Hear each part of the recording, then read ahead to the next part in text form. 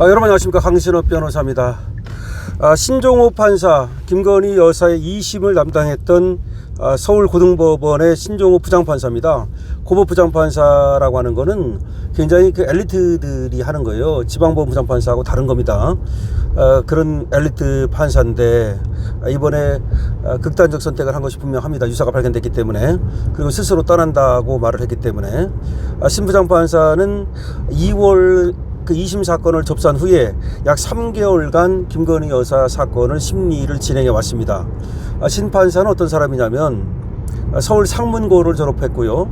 서울대 법학과를 졸업하고 1995년 제37회 사법시험에 합격을 했습니다. 연수원은 27기입니다. 그리고 2001년 서울지방법원 의정부 지원에서 판사 생활을 시작해가지고 울산지법, 대법원재판연구관, 대구고법, 그리고 대전고법, 청주재판부 등을 거쳤습니다. 제가 신종호 부장판사하고 한 10년 전에 몇 번 그렇게 또 교류를 한 적이 있어서 이분의 성품이라든가 실력이라든가 이런 것들을 잘 아는데요. 아주 엘리트 판사라고 생각하면 됩니다. 그리고 철저하게 원칙주의자입니다. 그러니까 뭐 사람들하고 이렇게 저렇게 어울리면서 어떤 좀 소위 좀 세속에 좀 그렇게 찌든 그런 판사가 아니고 굉장히 철저한 원칙주의자라는 평을 받았고, 그리고 2023년에 서울지방변호사에서 선정하는 우수법관에 선정되기도 했습니다. 그러니까 엘리트 판사라고 생각하면 됩니다. 그리고 또 생활도 아주 그 재판 외에는 다른 거에 별로 관심이 없는 그런 분이라고 생각하면 되고요. 그리고 실력을 인정받았기 때문에 대법원 재판연구관을 한 거거든요. 그리고 서울고등법원의 부장판사를 했다는 얘기는 엘리트 중에 엘리트라고 생각을 하면 됩니다.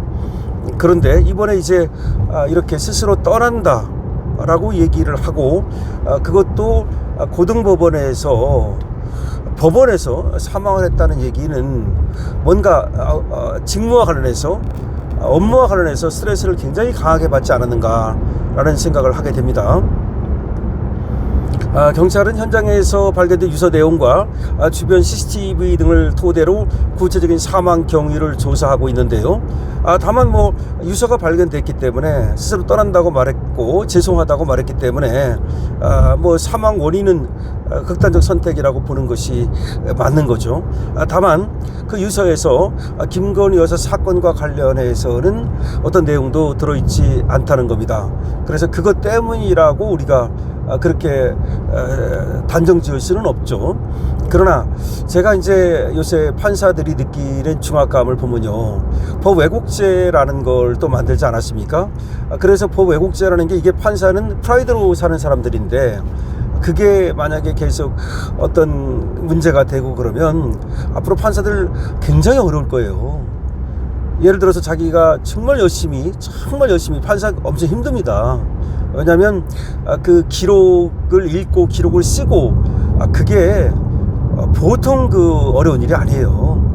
그렇게 해서 정말 자기는 최선을 다해서 판결을 내놓았는데도 불구하고 그 판결이 매도당하고, 그리고 또 사회에서 아주 또 뭐 정치 판사로 몰린다든가, 내지는 어느 한쪽으로 좌판이 우판이 이렇게 또 평가를 받는다든가 등등등등 할 때 그 느끼는 어떤 그 자괴감이라고 그러죠. 자괴감. 이거는 굉장할 것으로 생각이 됩니다. 그래서 이거는 말이죠, 도대체 신종호 판사가 어떤 중압감을 느꼈는지는 이거는 정확하게 심리 분석이 돼야 됩니다. 원래가 이제 극단적 선택을 했을 때 어떤 것이 있냐면 그냥 뭐 스스로 선택했으니까 끝났다, 종결, 이렇게 해서는 안 됩니다. 적어도 더군다나 법원에서 거기도 고등법원 부장판사가 극단적 선택을 할 때는 어떤 이유가 있는 거거든요. 이유가 있는 겁니다. 가정도 아니고 법원에서. 그거는 재판을 하면서 느꼈던 우울증일 수도 있고 중압감일 수도 있고 자괴감일 수도 있고, 근데 이런 것들을 방치한다면 제2의 신종호, 제3의 신종호가 나타나지 말라는 법이 없습니다. 더군다나 과거에는 재판부에 대한 존경심 내지는 적어도 판사에 대해서는 건드리지 않는 그런 것이 있었잖아요. 근데 지금 이재명 보십시오. 이재명 어떤 짓을 하고 있습니까? 대법원에서 유죄 판결로 내려보낸 그 공직선거법 있죠? 고등법원에 가 있는 거, 그것도 공소취소한다는 거야. 아니 그러면 대법원 판결을 수정하러 만들겠다는 거야. 아니 세상에 말이죠, 어떻게 검사가 대법원 판결이 난 걸 갖다가 공소취소를 해가지고 수정하러 만듭니까? 그럼 그거는 헌법을 갖다가 완전히 그냥 무시해버리는 거야. 헌법을 파괴하는 거야. 이건 있을 수가 없는 일이거든요. 그러니까 그런 일이 벌어지는 걸 보면서 판사들이 느끼는 중압감과 자괴감, 이거는 저는 상상을 정말 초월하기 힘들다고 생각해요. 그래서 신종호 부장판사가 느끼는 그런 어떤 고통, 이거를 신종호만 느끼고 있겠는가, 굉장히 저는 걱정되고 우려가 됩니다. 사법부가 정말 붕괴되는 것은 아닌가. 이렇게 되면 잘못됐을 경우는 이제 도미노로 이제 옷을 벗을 수도 있고, 판사들이 그리고 사실상 판결을 갖다가 제대로 안 하고 그냥 뒤로 미루고 뭔가 그렇게 할 수도 있고, 또 판사라는 직업을 해이를 느껴가지고 굉장히 또 아까 또 말씀드렸듯이 줄 사태가 벌어질 수도 있고, 엘리트들이 판사라는 직을 이제 기피할 수도 있고, 하여튼 여러 가지 부작용이 나올 수 있다고 생각합니다. 그러니까 신종호 부장판사가 고등법원에서 극단적 선택을 했다는 얘기는, 이거는 법원에서 심각하게 받아들여야 된다. 이 사태를 심각하게 받아들여야 된다. 그렇지 않으면 그야말로 사법 붕괴, 도미노 현상이 일어날 수 있다. 이런 얘기입니다.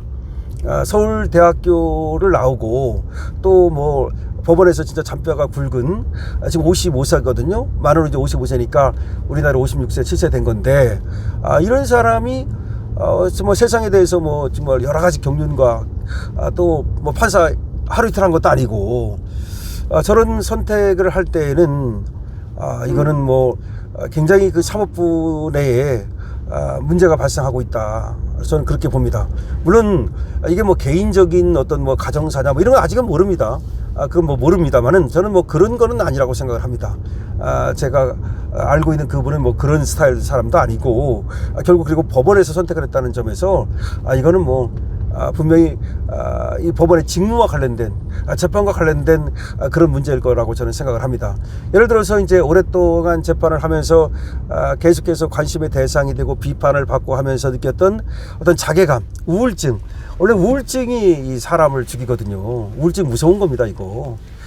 그래서 그런 것일 수도 있겠고, 하여튼 신종호 부장판사는 다시 한번 말씀드립니다만은 철저한 원칙주의자고 엘리트 판사입니다. 그리고 또 사람도 굉장히 또 좋다는 이런 평가를 받아온 그런 분인데, 정말 이 원인이 법원에 의해서 분석되고, 그리고 정말 억울한 점은 없는지 이런 것들이 밝혀져야 될 것으로 봅니다. 이게 스스로 선택을 했다고 하지만 사실 순직이라고 볼 수 있는 것은 또 아닌지, 이런 것도 좀 봐야 될 것으로 생각이 됩니다.